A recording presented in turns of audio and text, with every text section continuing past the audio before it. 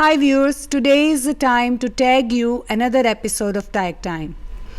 As usual, I have a very active personality who is active in politics, Miss Daniela Chivu.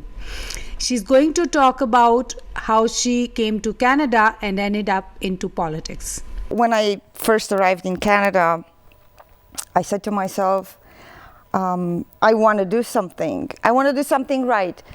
When you have grown up in a communist country, you're not really aware of women's rights or children's rights, but you do sense that something is wrong and you need to do something.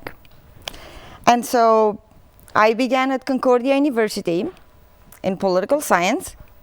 And this is when I started to learn about human rights. And then as further as I went into the topic, I started to get more and more interested in women and children's rights, because I was that child from that family who went through domestic violence, your mother or you would not be allowed to talk about it, because what happens in the house stays in the house. And so I began getting more and more involved and more interested, and I have been the representative of the National Council of Women of Canada to the Commission Status of Women of the United Nations. I have also been their convener for Global Affairs, Immigration and Citizenship. And I have resigned when I presented myself as a candidate in 2015 for the Conservative Party of Canada, who has done a tremendous job. And most people do not know the work we have done within the context of early and forced child marriage. To me, having seen that the Conservative Party took that lead and it had no resistance to it and had paid programs to end early and forced child marriage around the world, and to hear that at the United Nations, I was the proudest Canadian standing up. This is where I was going to come with you, that since you have served for United Nations Yes. also, and when we come from diverse backgrounds to Canada, the findings are entirely different than what we have experienced there. Yes. But the communities, when we move in within our communities, they are having similar issues.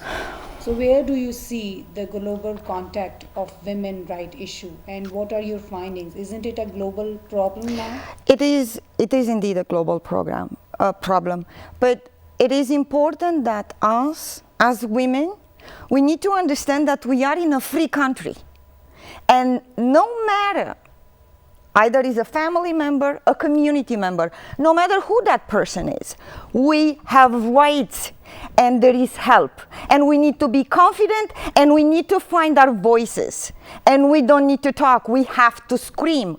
And if our rights are taken away from us, we have to take it back. We are women in control of our lives.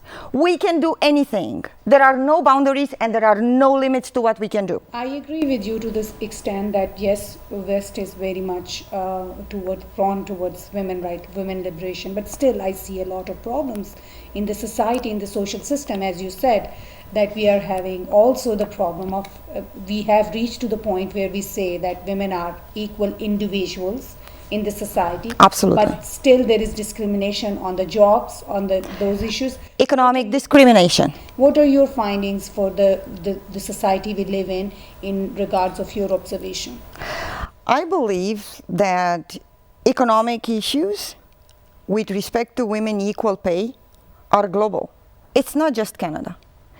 It is up to us, and it's up to our politicians to carry on with their promises. When we declare ourselves feminists, we need to do it for the right reasons. We do not appoint a woman politician, or we don't increase the salary of a woman because she is the opposite gender. We do it because that person deserves. There is a concept of meritocracy. And for me as a feminist, I will accept that rather than having been given something just because I am a woman. I want something and I want my rights to be fulfilled, but because I deserve it, not because I am a woman.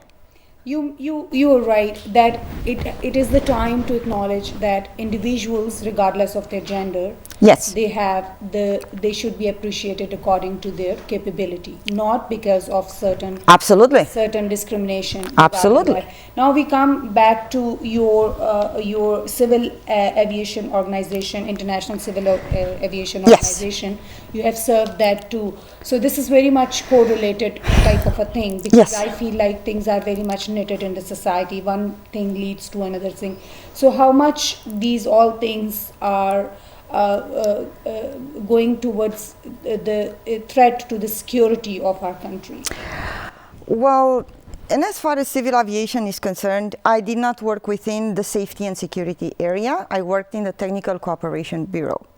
I was an assistant field operations, meaning that I was in charge of development projects of civil aviation in Africa. Mm-hmm. So Africa was my region. They will have, once in a while, they will have to implement security measures. There would be projects where they will have to purchase helicopters, or they will have to purchase airplanes, restructuring civil aviations. So part of my job was to manage this project, but at the same time to try to find the corresponding experts for those projects. Also, you need to know that the world of civil aviation still belongs to men.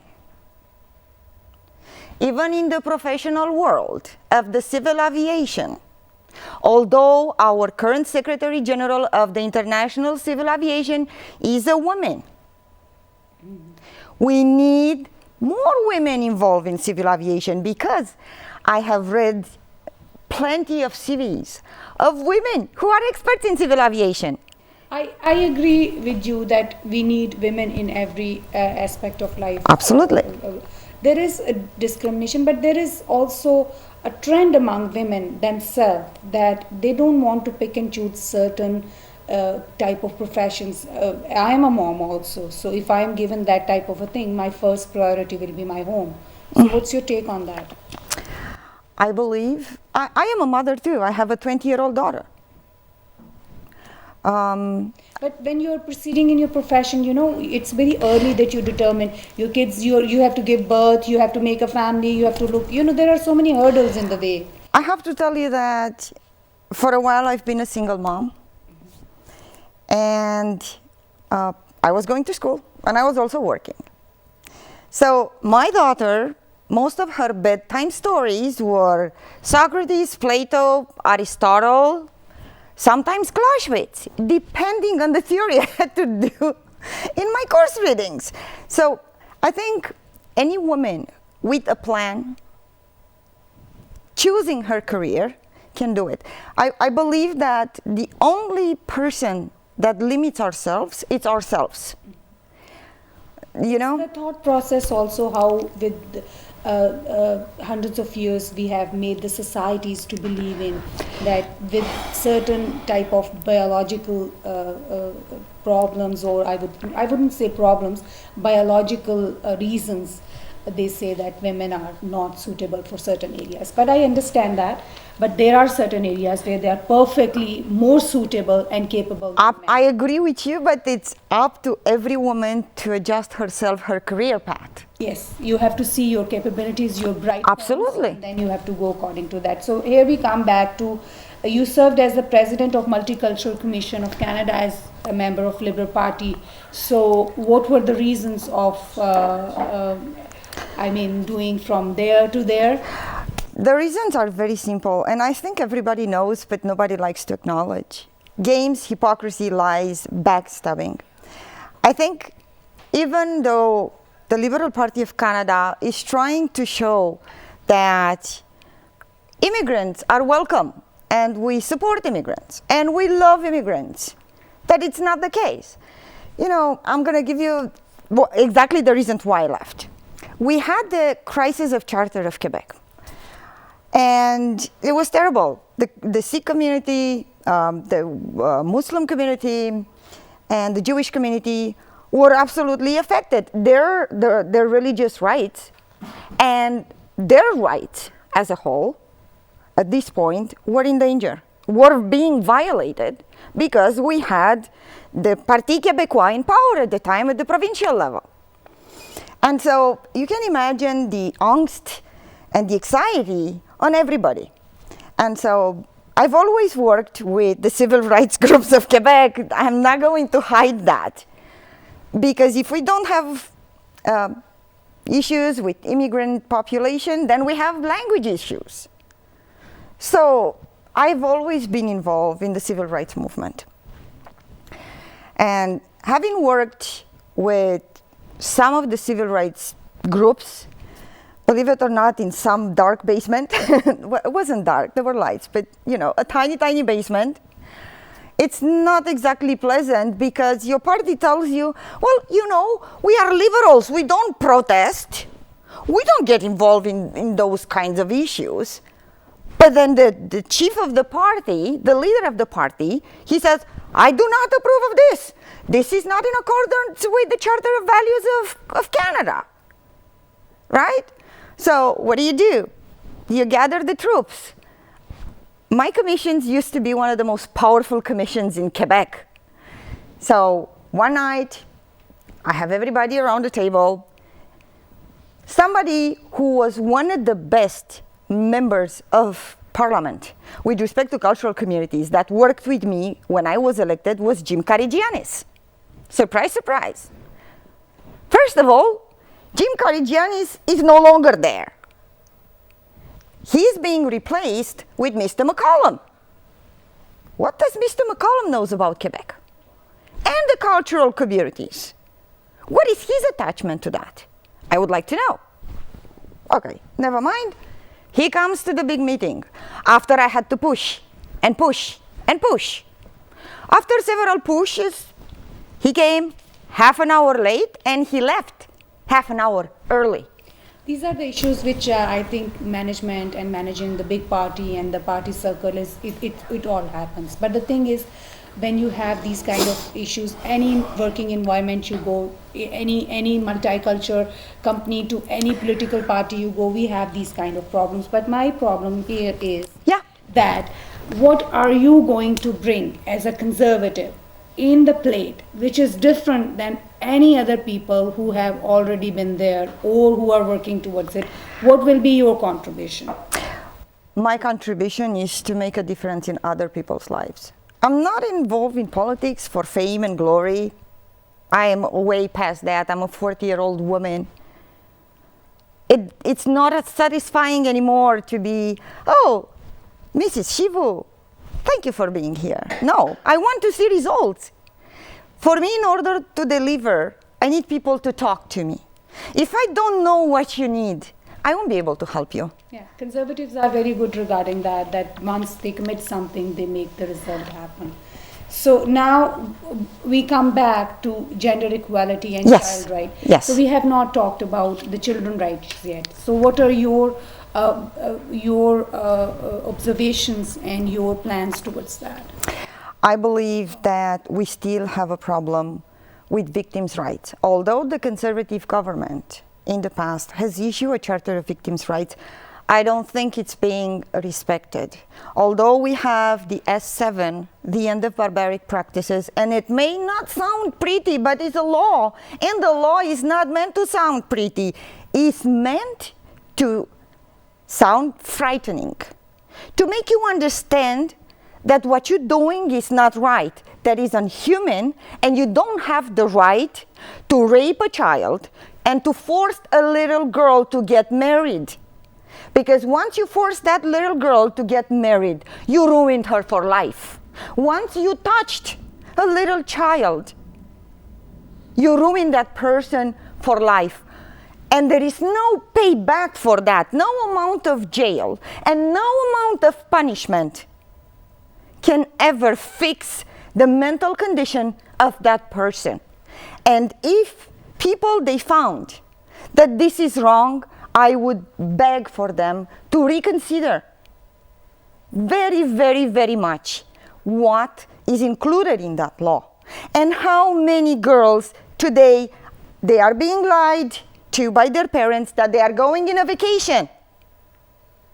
And when they arrived at that point of destination, these little girls are given away. And I hope that no community in particular takes offense in that, because we know, and I will never say out loud names, I'm very much aware of, but there is nothing I can do. Because if these little girls, they don't have the right to talk, things will never be okay.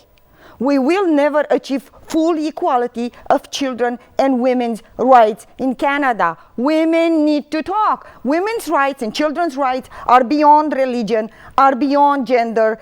Women's rights and children's rights are human rights. So, what would you like to give a message, deliver a message to our viewers regarding if they want to pursue any type of work they want to do towards the change of the political scenario we are having right now? I strongly advise you to get involved in your community and not to be afraid to speak. Speak up for yourself. Stand up for yourself. Reach out to your members of parliament. Make a lot of noise. And if you feel that you are being threatened, reach out to those who are willing to help you. It doesn't matter which political color we are. Human rights do not have a political color. Human rights are to be respected. And this is why I don't do politics.